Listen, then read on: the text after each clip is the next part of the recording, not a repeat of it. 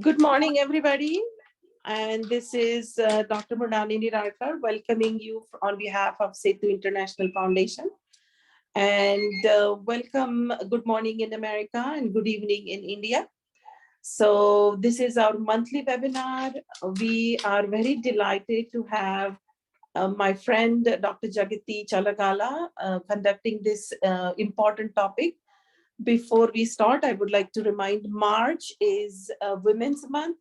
So happy Women's Month to all women across the world. And please take care of yourself. Self-care is the most important quality that you could develop yourself.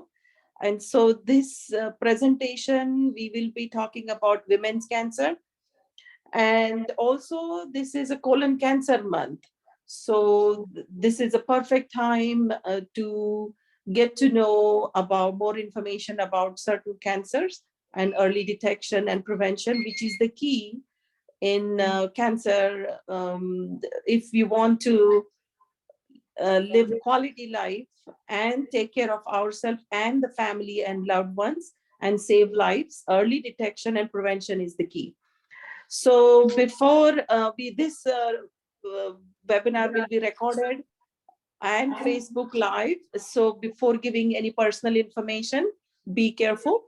The recording will be available later on for you to see. And also we would like to encourage to ask questions. Please put the questions in the chat so we can give opportunity for you to ask question, because this is in English webinar. But you can ask question in Hindi, Marathi, or English. Be comfortable, any language, and we can, but the speaker will communicate in English. So please put the question in the chat itself.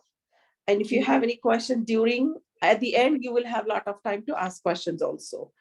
So also I would like to dedicate this webinar to our founder and mentor Kavita Vyas, who was integral part of our foundation, SETU International Foundation. And this webinar is specifically dedicated to her. And so without any delay, I would like Dr. Jagathi Challagalla, who is a board certified hematology oncologist and has done her fellowship in very prestigious center, Montefiore Medical Center in New York, Albert Einstein Medical College and Hospital. So, and she has 25 years of experience of treating cancer. She has treated lots of patients in cancer, ovarian, breast cancer, colon, prostate cancer. And she has expertise in cancer-related diseases. And also she is a hematologist. So my friend and colleague, I will ask Dr. Jagathi Challagalla to start with the webinar. Thank you. Good evening in India and good morning in US. I really hope this lecture serves its purpose.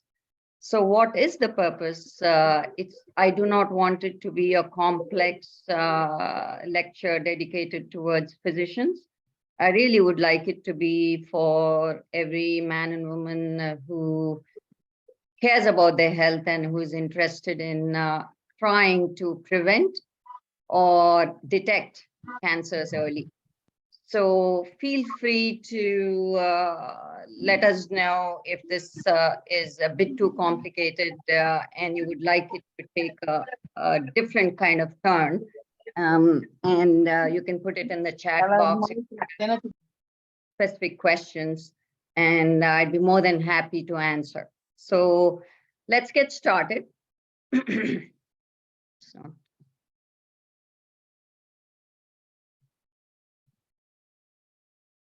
So we can get started off with breast cancer.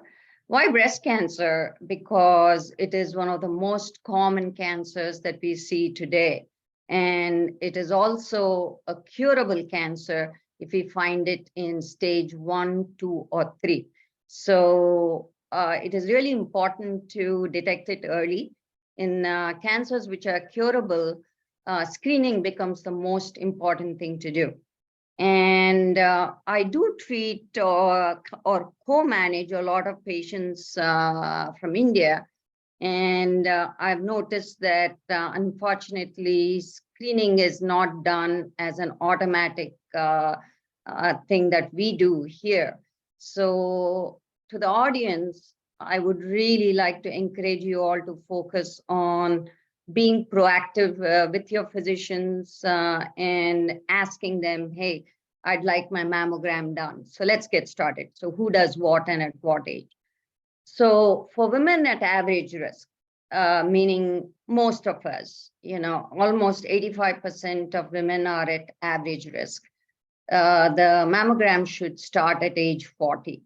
There's some who do not like to have their mammograms at age 40 or who have very dense breasts, but you should always give them an option to start their mammogram at age 40, at least 40 to 44.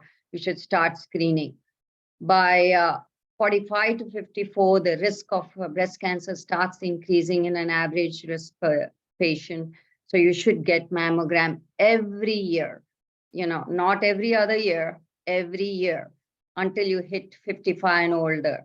Even patients who are 55 and older, we still encourage every year, but there are certain gynecologic groups, USGOG, etc., which have changed their recommendations to every other year. But in general, in patients who are going to be in good health and are expected to live at least 10 more years, meaning example, if somebody has heart failure, lung disease, and are in a wheelchair, and they're probably not going to live for another 10 years. So this does not become as important as someone who is healthy and is productive in their life, and that they're going to be living beyond the 10-year mark from, say, example, 75 to 85. So a mammogram is good, but about 10% of breast cancers can actually be missed by a mammogram. And so the mammogram itself may not be a foolproof way to screen about 10% of breast cancers. In those cases, we generally like to associate a mammogram with a sonogram. Nowadays, even in India, I've seen that they're excellent in the facilities that we have to do screening. So the newer type of mammogram, which is the digital breast tomosynthesis or 3D mammogram, is available there also. But it's not a must if it's a smaller town, a village, it is not a must that you have to have only a 3D mammogram. A regular mammogram, 2D mammogram can spot most breast cancers, especially if we combine a sonogram with it. Now, a lot of times patients feel their own breasts or their physician provider does a clinical exam and they say, oh, breast exam is good, you're fine. No, you're not fine. By the time you start feeling a mass, you're already, usually it takes about, you can feel 1.5 to 2 centimeters masses by yourself or your doctor. You really want to find it much earlier on a mammogram when it's not a mass yet.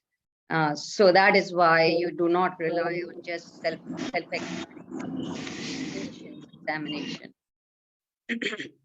So we were talking so far about average risk, right? Which is about 85% of us are average risk, So I do find that there's a large population now, growing population in India as opposed to USA. Before, breast cancer was considered to be more common in USA than in India.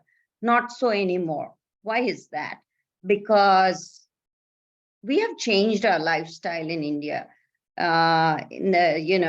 We are getting married and having children at a much later age. So there's certain risk factors that have actually changed, and we'll go through each one of them after we finish the genetics part of it. Okay.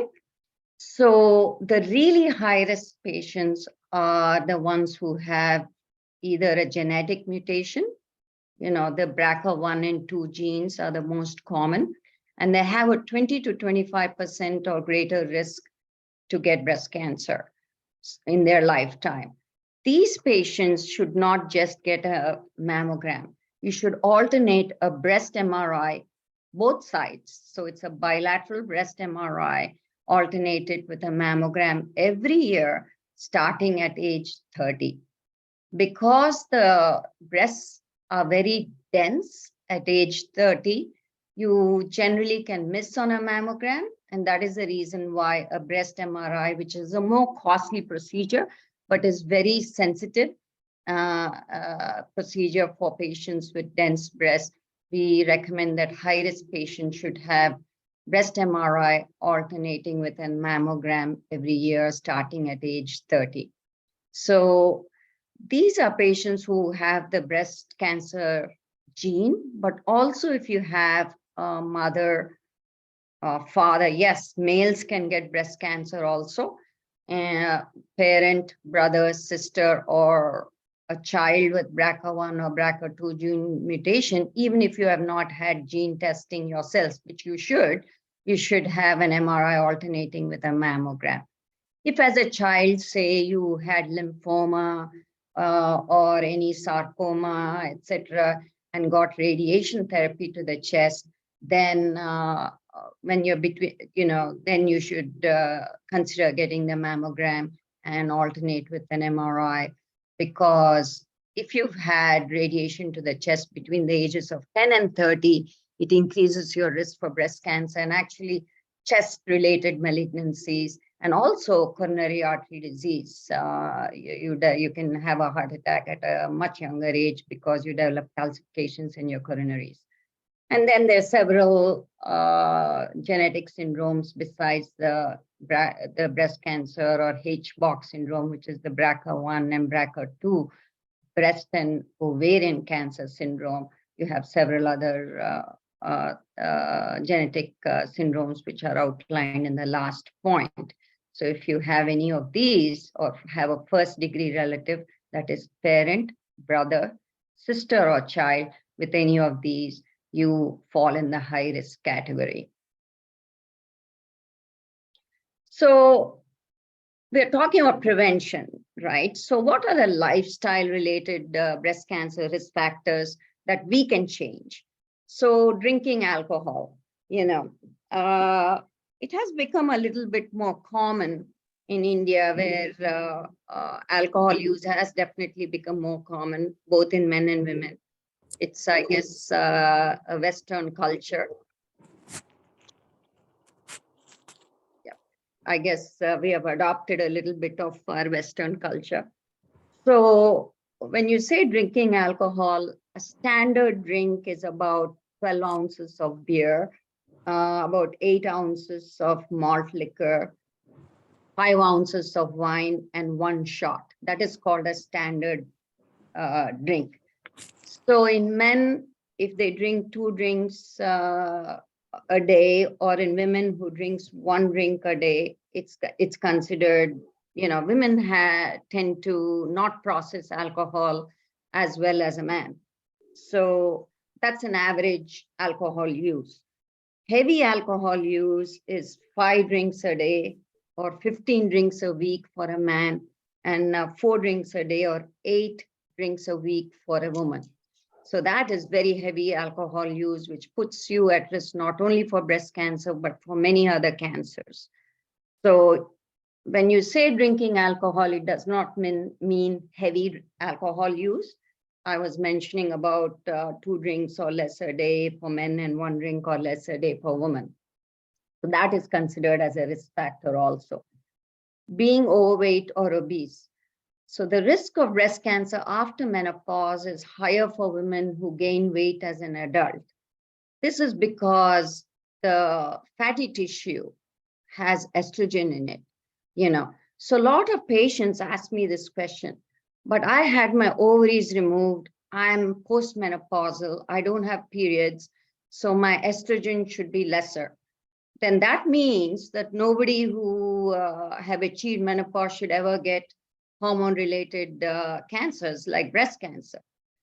That's not true, because estrogen and progesterone is present in the adipose tissue or fatty tissue, and we have certain glands on top of our kidneys called the adrenal glands, which also produce hormones. For women who are overweight or obese before menopause, the risk is actually a bit lower. Not being physically active, we know this is actually a fairly new among all the risk factors that we have discovered for breast cancer. Alcohol and inactiveness has been shown to play a role. Not having children. So what does that mean? So when it is unopposed estrogen and progesterone, so when you're pregnant and have children, there is an interruption in your hormonal activity in a patient's body. That is why if you're nulliparous, meaning if you don't have any children and are not breastfeeding, you tend to have more estrogen and progesterone levels. I hope everyone can hear me clearly, and using birth control or oral contraceptives or hormone therapy after menopause, either to decrease your hot flashes or increase your bone strength, it increases your risk for breast cancer. So there is a misinformation that folks who have breast implants can have increased risk of breast cancer. Not so. It has been shown that breast implants are not linked with increased risk for breast cancer. However, there's a specific type of breast implant that is out of the market, at least in the USA, that has been shown to increase the risk of lymphomas that develop behind the breast implant. So those are the ones we talked about are things that you can change, that is in your hands to change your lifestyle. But there are certain things that we cannot do anything about, and that is because we're born female. Females have a higher risk for breast cancer, though as I mentioned before, males also can have breast cancer. As we get older, unfortunately, the risk for breast cancer increases. And that's the reason why I mentioned that even when you're 55 and older or 65 and older, you're in good shape. 75 and older, if you're in good shape, you really need to continue your mammograms. So there are the other things we can't change is what we are born with. So if we inherited certain genes, the BRCA1 and BRCA2 are the most common. And on an average, if a woman has a BRCA1 is breast cancer 1, breast cancer 2, gene mutation, you have 7 in 10 chance of getting breast cancers by age 80. So if you take 10 people, 7 out of them are definitely going to get breast cancer by the time they hit age 80. So the other risk that you cannot change is suppose you already had breast cancer and your risk for developing breast cancer in the opposite breast unfortunately increases by at least 3 times. Race and ethnicity. So African Americans tend to have a higher risk, and most of it has been shown to be due to lack of healthcare. They generally do not get their mammograms. It's more social issues and lack of going to a doctor, lack of means to go to a doctor every year and get a mammogram has been shown to be a part of this risk. Being taller, this is actually very surprising. So for people who are 5 feet 6 inches and higher, there is actually a 20 to 30% higher risk than someone who's 5 feet 1 and lesser. So for short people, for once we get a break. You have a lesser risk for having breast cancer than the ones who are tall. There's still some controversy surrounding it regarding the reason, they think it's because there is a growth factor called insulin-like growth factor that probably causes proliferation of breast tissue and causes denser breast tissue. Having dense breast tissue, yes, because it's also detected later, because the mammogram might not detect small cancers and early breast cancers. Then certain benign breast conditions. So fibrocystic breast disease is something that is very common, but not all fibrocystic breast disease causes or is pre-malignant, meaning that if you have fibrocystic disease, it doesn't mean that you have a precancerous lesion. So in fibrocystic disease, that is that lumpy, bumpy breast that women have, and it hurts every time you have a menstrual period, or when you drink too much coffee or caffeinated drinks, that's fibrocystic disease. But in fibrocystic disease is the proliferative fibrocystic disease with atypical ductal hyperplasia or atypical lobular hyperplasia. How do you know this? So if someone feels a bump in their breast and gets a biopsy and they say, oh, it's benign, don't worry about it, you have to see whether it is benign in the sense of proliferative or atypical disease, because these two, you have a higher risk automatically. This risk is about 4 to 5 times than the normal person. So it's very important for the woman to ask her doctor, yes, it's benign, but is it proliferative and atypical hyperplasia, in which case you are considered high risk. Lobular carcinoma in situ, though it says carcinoma in situ, it is not cancer. It is pre-malignant, and you have 7 to 12 times higher risk of developing breast cancer. There is something called ductal carcinoma in situ. Now that is cancer, that is stage 0 breast cancer. So you need to make a difference between LCIS and DCIS. People who've had periods early, like if you had your period at age 9 or 10 or 11, you have a much longer exposure of estrogen and progesterone, and that is why your risk is higher. Same thing with the next region, going through menopause later. Why? Because you've had more menstrual cycles, you've had, you've had more exposure to estrogen and progesterone, because breast cancer is a hormonally mediated breast cancer. So when is that? When do you say late menopause? If you have it after age 55. Again, we talked about having radiation to your chest, as a child or at any time.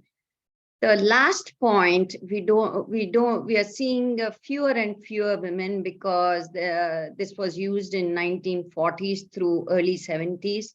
In order to prevent miscarriages, patients were given a DES or diethyl stilbestrol. We don't do that anyways now. So take-home messages with breast cancer screening: begin at age 40 if you're average risk.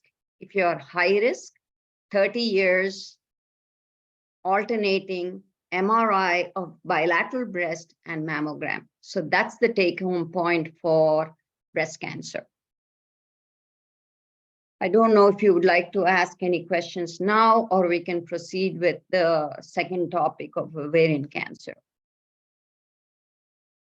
Are there any questions in the chat box regarding breast cancer, or can I go ahead with ovarian cancer? So let's go with ovarian cancer.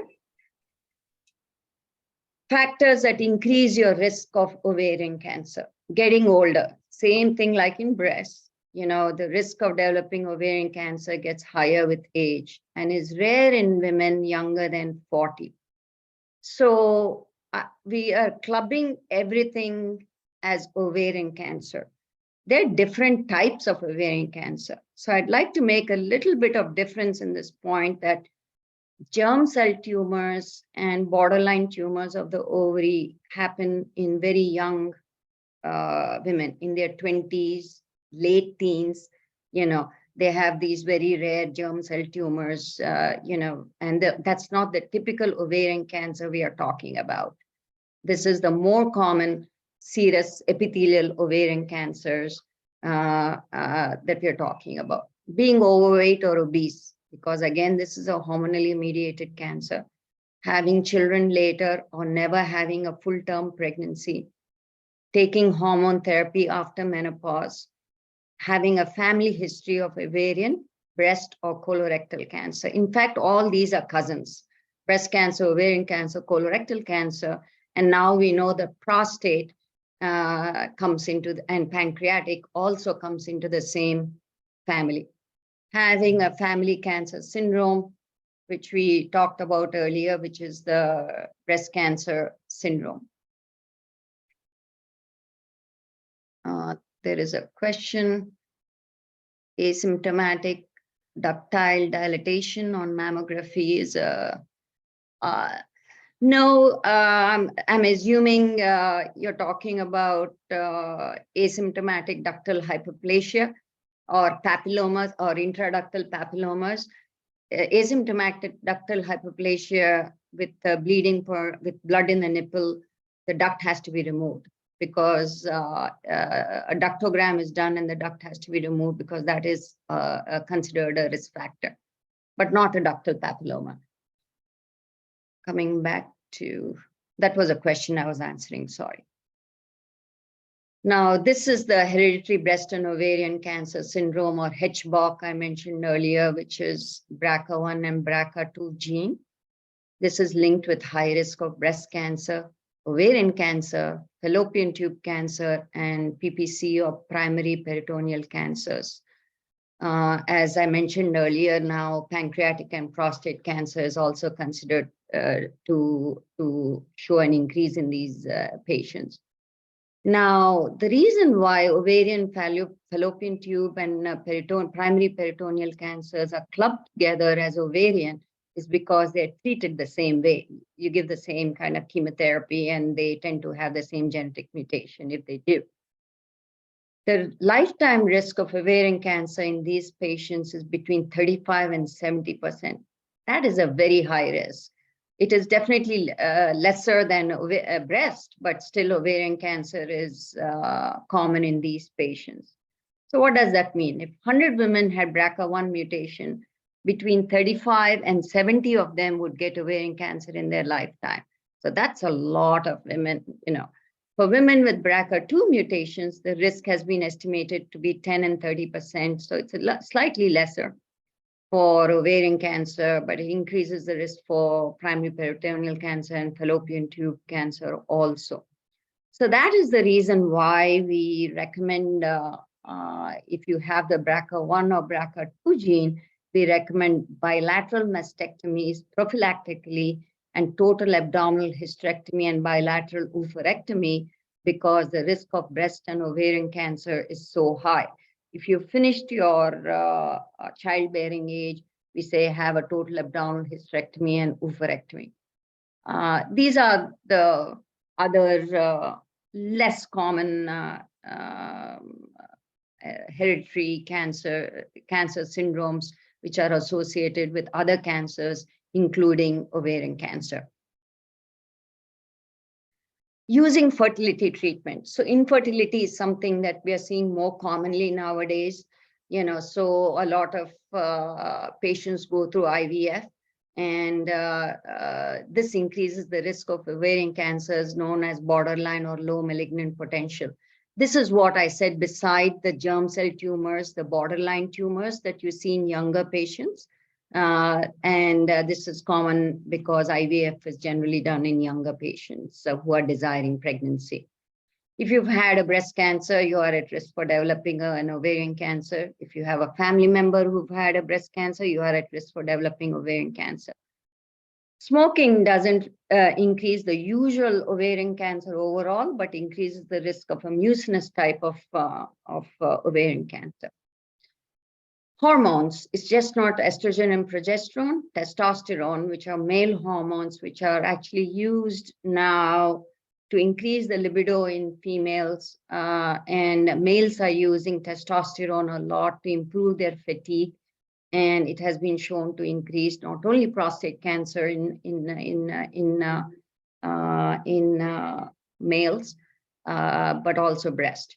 Talcum powder. So there was a huge lawsuit on talcum powder and ovarian cancer, which actually the patient won in the US. Talcum powder might cause cancer in the ovaries if the powder particles are applied to the genital area or on sanitary napkins, diaphragms, or condoms when they travel through the vagina, uterus, and fallopian tubes to the ovary. Diet. Now, diet, it's not just the American Cancer Society. I think it should be included now in India because our eating patterns have really changed. We are seeing more processed food. Kids are eating more burgers and hot dogs and eating a lot of red and processed meat that we did not do previously.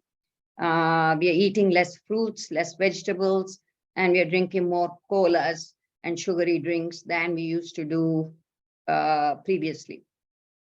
Pregnancy and breastfeeding actually lowers the risk, as you saw in my previous slides, that nulliparous or patients who are never pregnant or never breastfeed have a higher risk for both ovarian cancer and breast cancer. Birth control actually decreases the risk for ovarian cancer. Now, this is something that a person has to be proactive in asking their physician to do genetic testing because it is helpful, as I said, in several ways. If you are found to have a gene mutation, you are more likely to have other types of cancer that we talked about: breast, ovarian, pancreatic, prostate, colorectal. So if you have a blood relative, you should really be proactive and ask your physician whether you are a candidate and go ahead. It's a simple blood test. It's not even a big deal. You just go and give a blood test, and within 2 weeks you have an answer. So for people who have either the germline mutation, germline means you find it in your blood and it is carried through your blood to family members, your children, brothers, sisters, etc. So you're born with it. Somatic mutation means you already have breast cancer and they found the mutation on the cancer cell.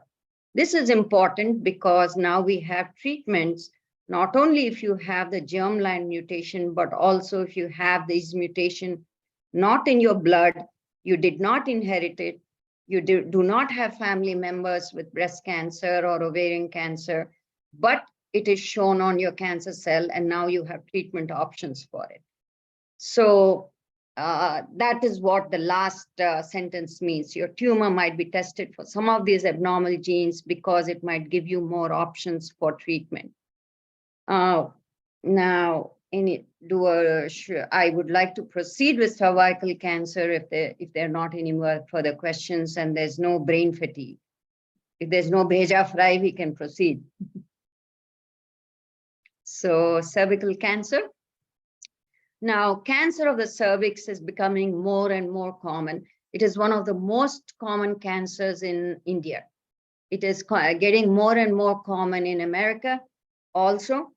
And it is also associated now with a virus called the HPV virus, which is extremely common, and it also increases the risk for head and neck cancer in very young patients. So this is a very important slide that I'm showing you because HPV vaccination, unfortunately, has not really come into vogue in India as much as in the US. Even in US, a lot of children are not getting the HPV vaccine, which prevents cervical cancer. So human papilloma virus is HPV. You should start testing at age 21, even if you have HPV vaccine at a younger age. Usually we give now at age 9 to 13 or a little bit older. So you have to have cervical cancer testing with pap smear and HPV virus testing. So your gynecologist can actually do that. So let's start. HPV testing age 21. 21 to 29 years should be every 3 years. 30 or above age, every 3 years pap smear, or every 5 years pap smear plus HPV testing. I would encourage pap smear every 3 years in an average risk patient. High risk HPV is people with multiple sexual partners or who had HPV positive at a very young age. They have to have pap smear every year. Now, the most important thing to remember is to get screened regularly, no matter which test you get. Those over age 65 who have had regular screening in the past 10 years with normal results and no history of early stage or pre-malignant cervical intraepithelial neoplasia 2 or more serious diagnosis can stop pelvic exam and cervical cancer screening. Once stopped, it need not be started again. People who have had a total hysterectomy, meaning removal of the uterus and cervix, there's nothing there to do test, so you don't need to get screening done, unless the hysterectomy was done for cervical cancer or a serious precancerous lesion. People who have had a hysterectomy without removal of cervix, this is called a supracervical hysterectomy, have to continue cervical cancer screening as noted above.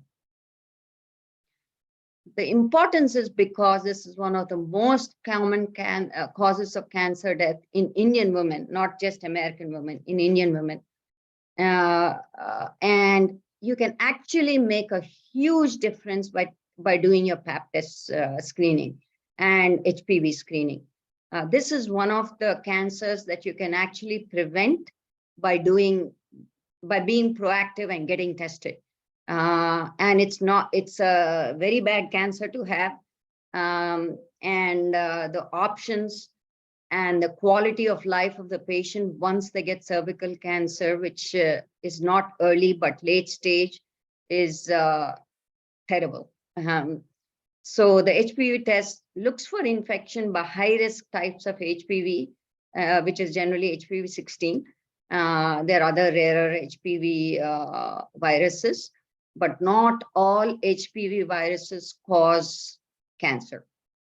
This is usually done at the same time as your pap test, and it's called a co-test. So screening tests offer the best chance to have cervical cancer found early when treatment can be most successful and curable. It can actually prevent most cervical cancers by finding abnormal cervical cell changes or precancerous lesions so that they can be treated even before it becomes a cancer. Therefore, I strongly encourage women to get this done. So this is the HPV that I was talking about. As I said, not all HPV viruses cause cancers. They cause warts or papillomas, which, to describe a wart, most of us as we age, we see these skin tags, which are actually sometimes warts. You can find warts on your fingers. These are all can be caused by HPV virus. Now, high-risk types, which are strongly linked to cancers, can cause cervical cancer, vulvar cancer, vaginal cancers, penile cancers in men, and cancers of the anal region, mouth, and throat. This is the head and neck cancer that I was talking about in both men and women. Now, a word about the oral cancers and throat cancers. I'm seeing men and women in their 20s and 30s having advanced HPV-associated cancers due to oral sex. Usually they're more advanced, meaning they already have lymph node involvement in the neck, etc., but are highly curable. So if you get head and neck cancer from smoking or gutka versus HPV-related cancer, HPV-related cancers, head and neck cancers I'm talking about, are more curable, though you find them at a higher stage. So now coming back specifically to cervical cancer. The risk is most likely affected by increasing the chances of exposure to HPV. So how are we exposed to HPV? Being sexually active at a young age, especially if you're younger than 18 years old, having many sexual partners, having one partner who is considered high risk, meaning if he or she has had HPV and multiple sexual partners. Smoking. Smoking is something that increases your risk for cervical cancer. Women who smoke are twice as likely who don't smoke to get cervical cancer. Tobacco byproducts have actually been found in the mucus of women who smoke. And it also decreases the immune system less, in fighting HPV infections, and that is considered to be a risk with smoking plus HPV. Chlamydia infection. Chlamydia is a bacteria which is very common actually. It is spread by sexual contact. The problem is women with chlamydia might have no symptoms and they might not know they are infected at all unless they are tested for chlamydia virus during their pelvic exam. It can cause pelvic inflammation, pelvic inflammatory disease, and actually infertility. So again, coming back, it is very important to get your pap smears done, not only for HPV, but also to check for chlamydia. As it can lead to pelvic inflammation, infertility, and increases your risk for cervical cancer. Long-term use of oral contraceptives, multiple full-term pregnancies, which is 3 or more pregnancies, increases the risk for cervical cancer. Young age, if you're younger than age 20 years when you had your first pregnancy, you are more likely to get cancer of the cervix later in life than women who have waited to get pregnant until they're 25 years or older. Low-income women, but this is mostly because they don't have adequate healthcare services to get their pap test and HPV tests. And this means they may not get screened or treated for cervical precancers. That is why. A diet low in fruits and vegetables increases the risk for cervix cancer. DES that we talked about for the other cancers, we don't use that anymore. This was used to prevent miscarriage. Intrauterine device use, this is basically for contraception. Some research suggests that women who have never used an IUD had a lower risk for cervical cancer.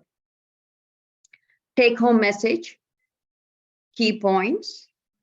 Coming back to breast cancer, begin age 40, cervical cancer, HPV virus testing, age 21, even if you got HPV vaccine, 21 to 29 years, every 3 years, 30 years or above, every 3 years pap smear.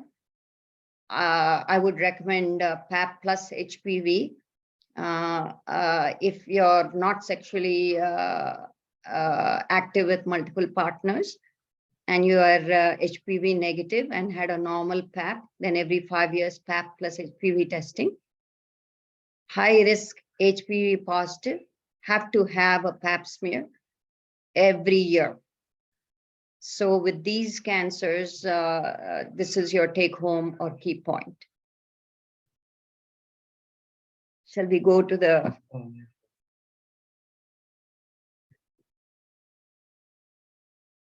which one? This one. For early detection of cancer, is any prophylactic genetic test available? If parents suffered, yes. So the prophylactic genetic test, if parents suffered cancer, so it depends on which cancer. That's a whole different talk altogether. So when I said primary sibling or child or mother or father with breast cancer or ovarian cancer, pancreatic cancer, colorectal cancer, yes, you have to get your genetic testing done. Nowadays, we do not do single gene mutation testing at all. We check for breast cancer 1, 2, MUTH, Leaf-Romani, ATM. I mean, there's several genetic disorders that are associated with cancer. So there are several companies that do the blood test. You can also have saliva test done. You would want to do a complete genetic profile. Nobody does single genetic testing. It's not recommended to do just single genetic testing as a prophylactic genetic test.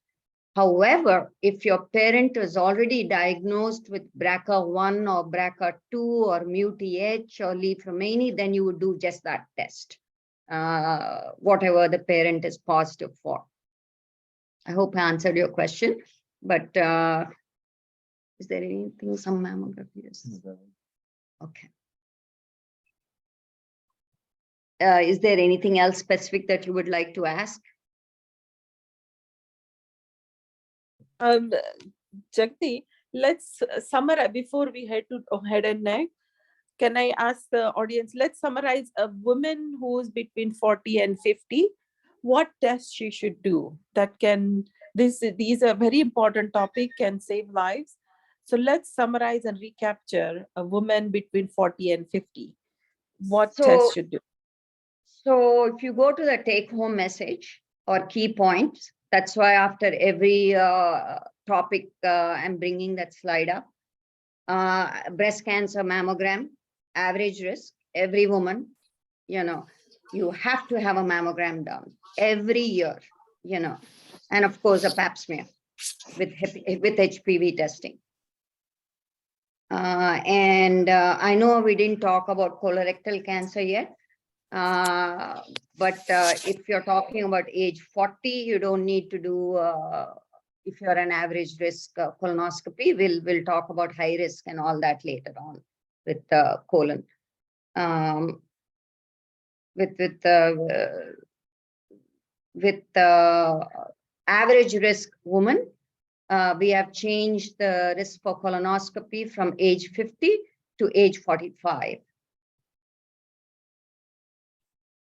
And we've talked about the pap smear and HPV testing. Pelvic exam is a must, and breast cancer screening is a must.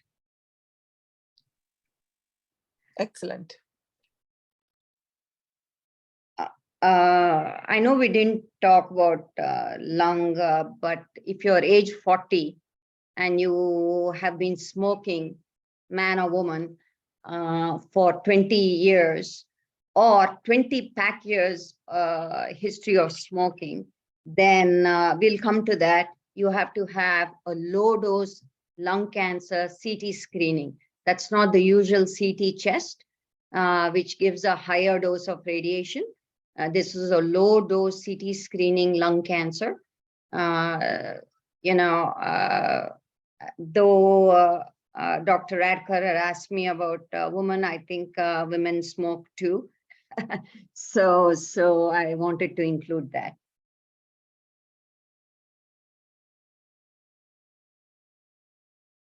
Anything else? Oh, thank you. Very good.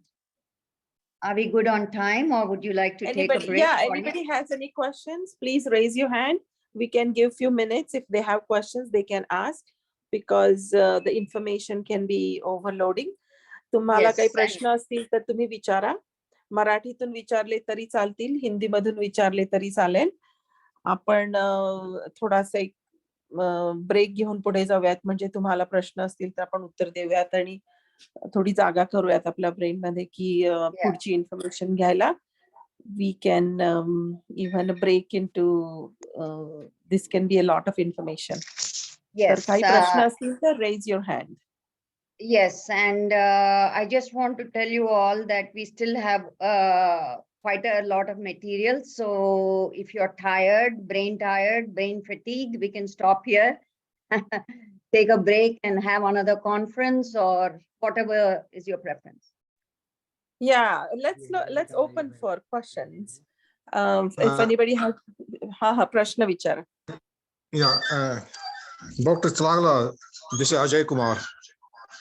Good morning. Great talk, really. Yeah, a great talk. I really loved it.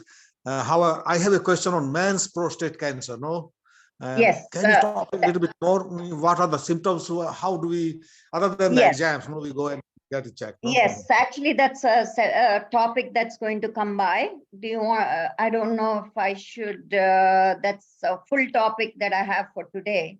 Oh, Yes, I am talking about prostate cancer. I am going to talk about colon cancer. I am going to talk about the reason why I chose oral cavity and oropharyngeal cancers is it's so common in India. And yes, I'm going to be talking about that. okay. Thank you. Thank you. It's a very important cancer. And as we grow old, as men grow older, we are seeing more and more prostate cancer, and we're seeing prostate cancer in younger men also as a part of hereditary breast cancer or syndromes or multiple hereditary syndromes. So prostate cancer is an extremely common cancer. In the past, patients were not treated because of their age, or they should say, oh, it's it's curable, it's a slow growing cancer. And people used to think that only prostate cancer occurs in your late 80s, and observation was considered the primary treatment or standard treatment of choice. Now, not so, but we'll talk about it. Dr. Challagalla, we talked about average risk women. Let's talk about high risk patients or the average human being in adult life, 40 to 55, high risk, what tests they should undergo? So if you look at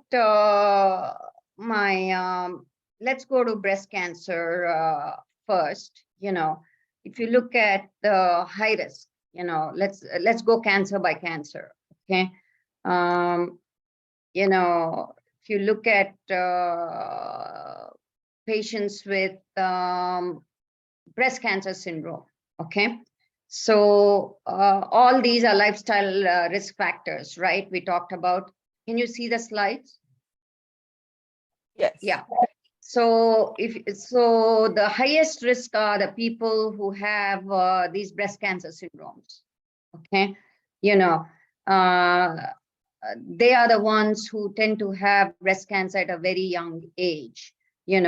So they have family history.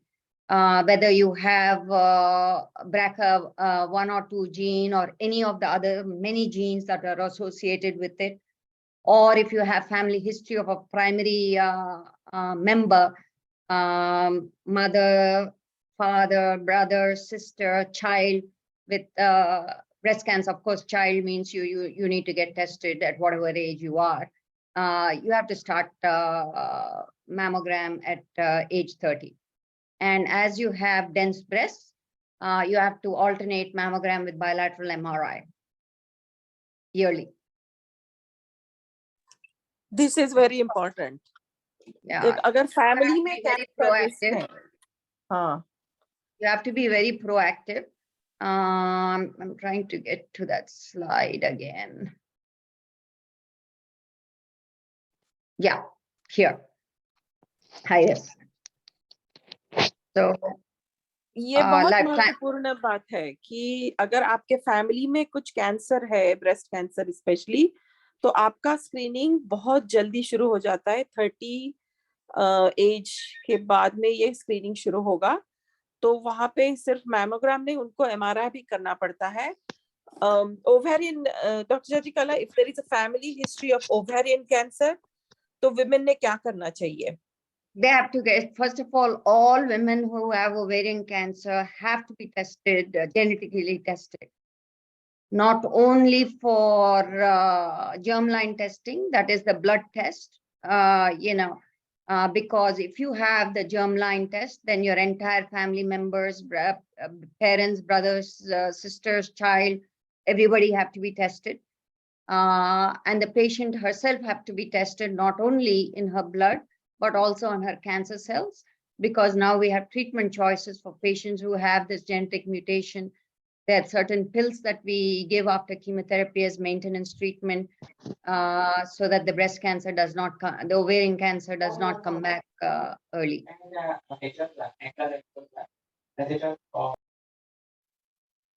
I'm sorry, I can't hear you. Somebody else, I think, unmuted there button, but go ahead. Yes, so if you have ovarian, fallopian tube, or primary peritoneal cancers, you all have to be tested for not only the BRCA1 or BRCA2 gene, but generally a full gene sequence panel, that we do. So you and your family members have to be checked, early in age. Thank you. This is बहुत महत्वपूर्ण बात है ये.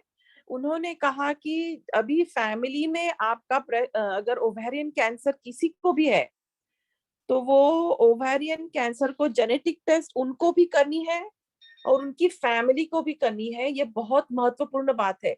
सो ये आप जब prevention की बात करते हैं तो अगर आप ये टेस्ट फैमिली में भी करते हैं, मतलब फैमिली, माँ, बच्चा, नॉट ओनली पेशेंट जो कि बीमार आदमी है उनको टेस्ट, उनकी तो टेस्ट होनी है, लेकिन उनके रिलेटिव्स जो है उनको भी ये टेस्ट करनी बहुत जरूरी है.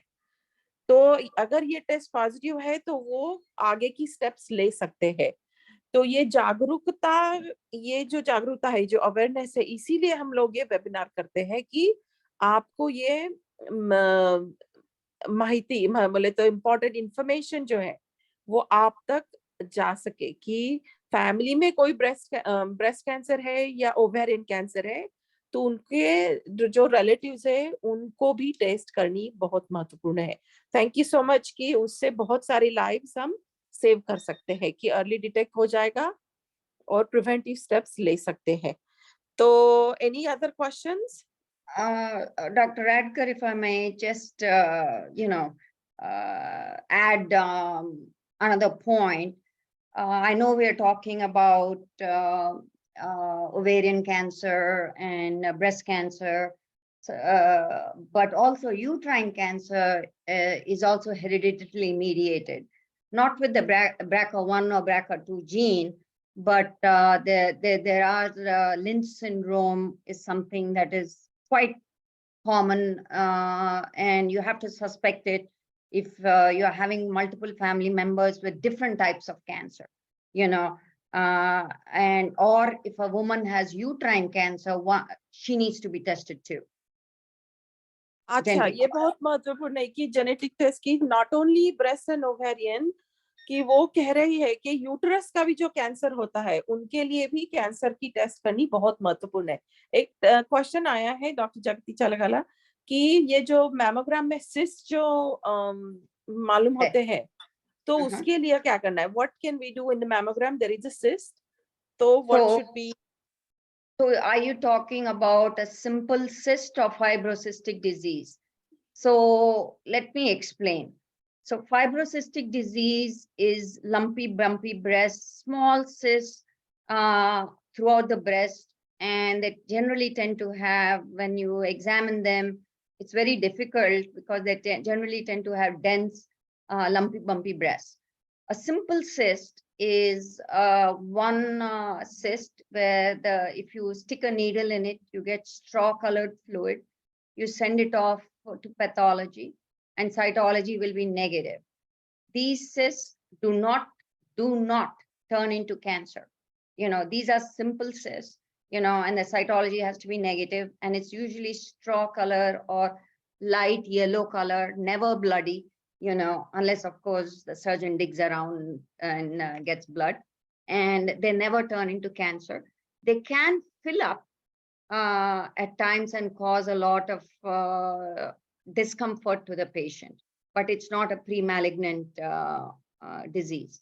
I know we are going down the rabbit hole of hereditary cancers, but I really think that it might end up being a separate topic because ureter cancer, biliary tract cancer, pancreatic cancer, prostate cancer, brain cancer, leukemia, certain leukemias. Now for certain acute myeloid leukemias, we do genetic testing, which is very recent, over the last 6 months, actually. Acute leukemias, all of them have to have genetic testing because it's associated with the Lee-Fraumeni syndrome, ATM gene mutation, etc. So, I mean, people who have colonoscopy and have multiple polyps have to be tested. There's no cancer there. It could be all benign polyps. But if you have 10 or more polyps throughout your lifetime, then light bulb, you have to test, So there's so many cancers associated with genetic syndromes that you cannot just limit to breasts or colon or ovarian. I think that might end up, thyroid cancer, so common in India. Melanoma is not very common in India, but thyroid cancer is associated with a lot of hereditary syndromes. Basically, you have to be extremely aware about what's going on in terms of your first degree relatives, or sometimes 2 or more relatives who have different, you can't think, oh, they don't have ovarian cancer, they don't have breast cancer. No, if more than 2 or 3 cancers have relatives have different type of cancers, you really need to ask your family doctor or anyone, any gynecologist or anyone to do genetic testing, because many genetic syndromes are associated with many cancers, and you can focus on getting screened appropriately.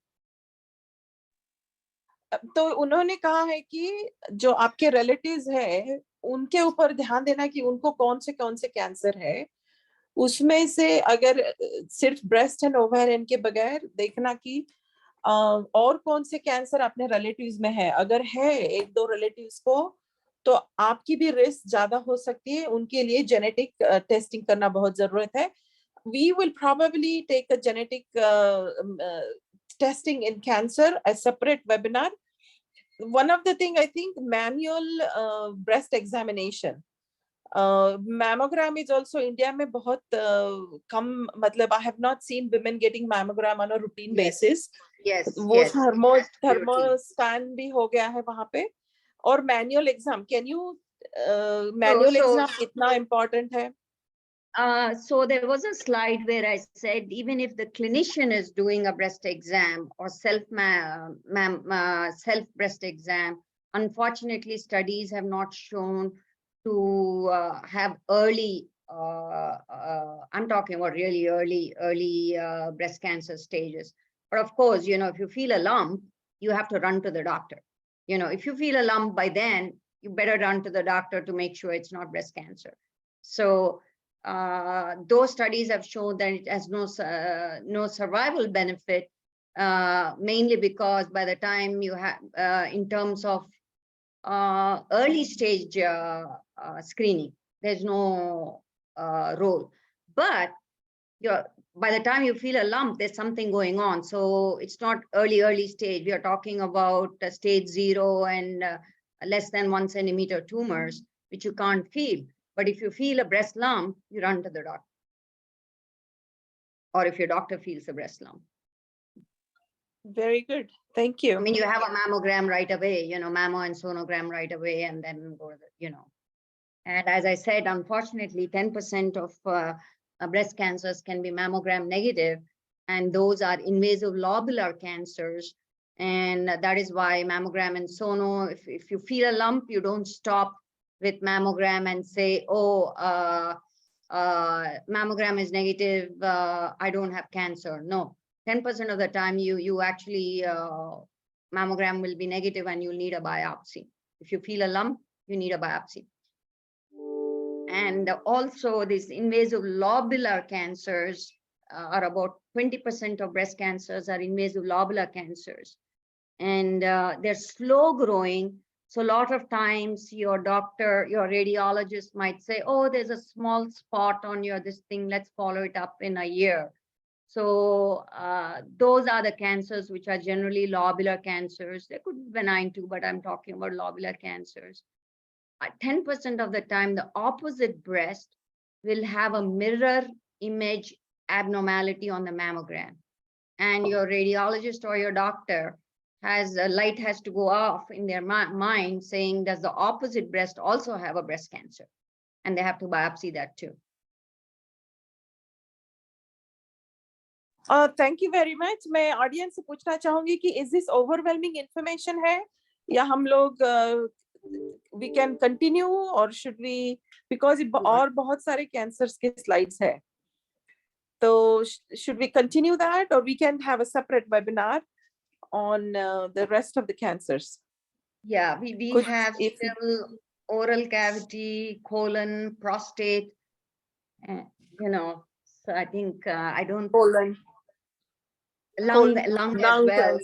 So that's a lot of and those are all important and common cancers. As a gentleman was just asking me about the prostate cancer, that's a very important, and colon. You know, at present I'm co-managing about eight patients, 2 in Delhi, 3 in Madras, Chennai, 1 in Bangalore, you know, and some in Hyderabad. All these patients are younger than age 35 with colon cancer with 0 family history. So we'll talk about that. So that's an important, colon cancer was thought to be less common in India, but with our diet changing, unfortunately, we are seeing younger people. But that's another topic.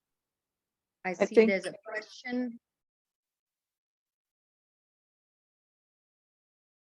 Please continue is what they're saying. Okay, if they're not tired, we'll go through. We'll go through the.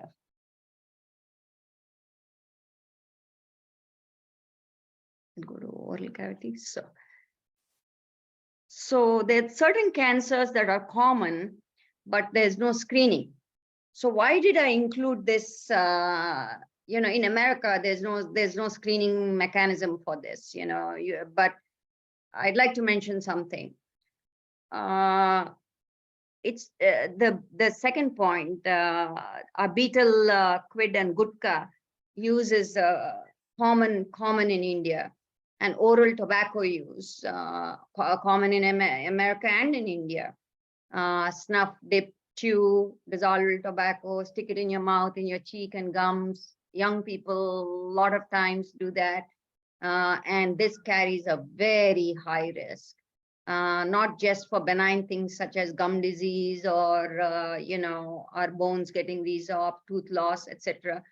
But honestly, it is for mouth cancer, throat cancer, larynx cancer. And if you continue to smoke, even after cancer treatment, you know, you're going to develop a second cancer, you know, and it could be in your oral cavity. Or it could be in lung or any other smoking related cancer, say like cervical cancer that we just talked about. Smoking and drinking alcohol together multiplies the risk in these cancers. You know, it's almost 30 times higher than patients who don't smoke or drink. And that's a huge risk, you know. And we talked about gutka and betel quid. And suppose you're in the sun a lot, you know, cancer of the lip is common, you know, and this is more common in countries like Australia, where melanoma and the light becomes a big issue for those folks. Poor nutrition. I've been harping on this point on fruits and vegetables are important. And a diet low in fruits and vegetables is linked again, even with oral cavity and oropharyngeal carcinomas. So these are genetic syndromes. You know, we talked about Fanconi's anemia. It's a little bit complicated, but when Dr. Radker was saying you have to be aware about any blood problems at an early age, you know, you've got to be a little bit careful. Basically, you need to be tested for there's a specific genetic testing for Fanconi anemia. So HPV-16, very, very important test that the pathologist has to do on if a person has head and neck cancer. So I'm clubbing all these throat cancers, lip cancers, mouth cancer, tongue cancer, pharyngeal cancer, tonsillar cancers. All these are considered head and neck cancers. And they are associated with HPV-16, which is most often linked with the cancer of the oropharynx, especially of the tonsil and base of the tongue. Now, out of all the cancers that I treat, I can tell you that head and neck cancers are the most awful, horrible cancers to have because you lose your sense of taste and smell, and it's associated, early stage cancers are either commando surgeries or chemotherapy and radiation. And this is a very, very difficult time for the patient to go through chemoradiation as a treatment for head and neck cancers. And that is why I wanted to stress upon this cancer topic as chewing tobacco, betel nut, gutka, and HPV-16 is actually pretty common in India, not just the US.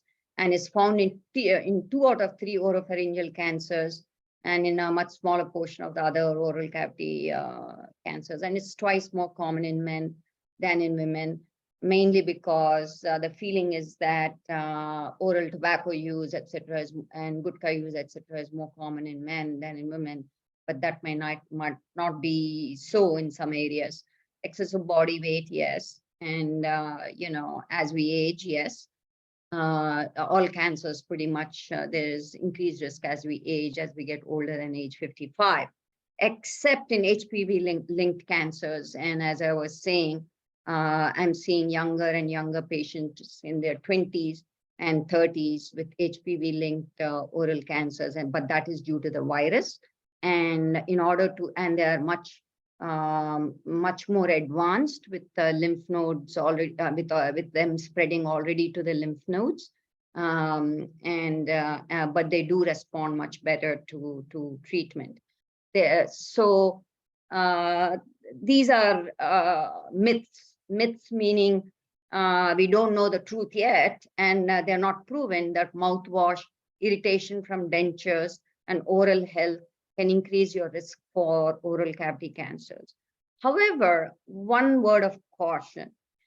If in India, I've noticed that, unlike America, where every 6 months they run to the dentist for their dental cleaning, and the dentists are supposed to check your mouth, tongue, etc., for any unhealed ulcers or masses, etc.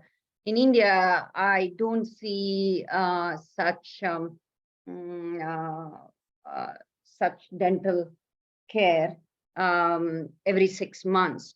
So if you have a poorly healed ulcer, that's going on for months, or if you feel a mass in your neck, you need to really have seek medical attention immediately, because there's no screening procedure.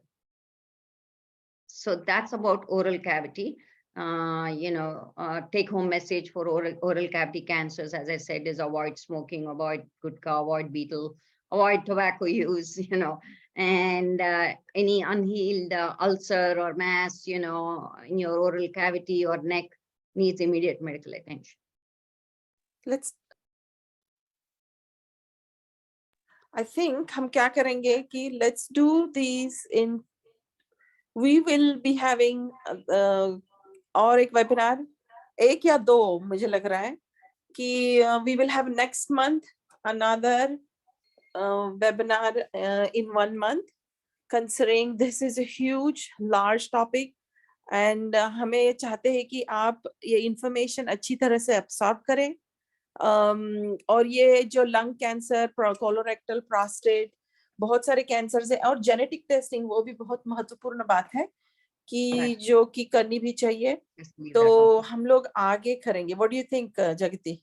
Yes, because colon, prostate, and lung are very common cancers, and I'd like to give a lot of opportunity for asking questions and spend some time on it.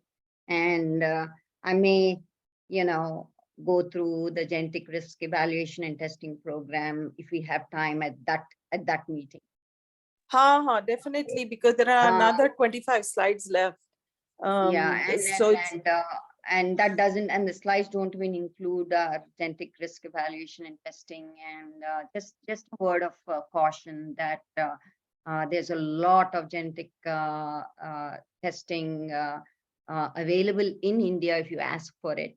And I co-manage several patients who have had BRCA testing positive, young females, so it's there.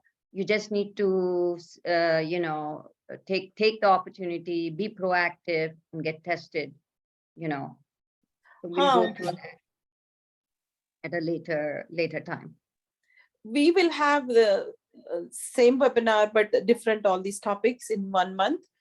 We will open it for question and answer because it's already 1.5 hours, and she's on call also. So let's see if anybody has any questions. You can ask on already existing cancer or new questions भी चाहिए तो आप बोल सकते हैं, पूछ सकते हैं कि मतलब आने वाले से कि we will open this for question and answer. कि उन्होंने बहुत महत्वपूर्ण इंफॉर्मेशन दी है. जागरूकता हमारा एम है कि आप जागरूक रहे. मेरे रिलेटिव्स को भी मैमोग्राम, पैप स्मीयर ये नहीं किया गया है इंडिया में. तो ये कि आप अपने डॉक्टर के पास जाके ये टेस्ट करना, मतलब ask them to do that कि ये क्वेश्चन कि हमें ये करनी है. इंडिया में थोड़ा लूज है कि आप खुद जाके वो मैमोग्राम कर सकते हैं, तो बी अवेयर ऑफ कि वो करे. और early detection is very important in cancer patients के लिए. तो कुछ क्वेश्चन है. एक तो wonderful session by doctor Nand Khedkar, thank you so much. किसी और कुछ क्वेश्चंस है?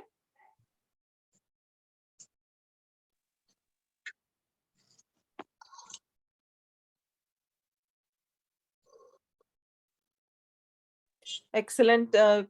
People have loved it. Knowledge and information भी उन्होंने बहुत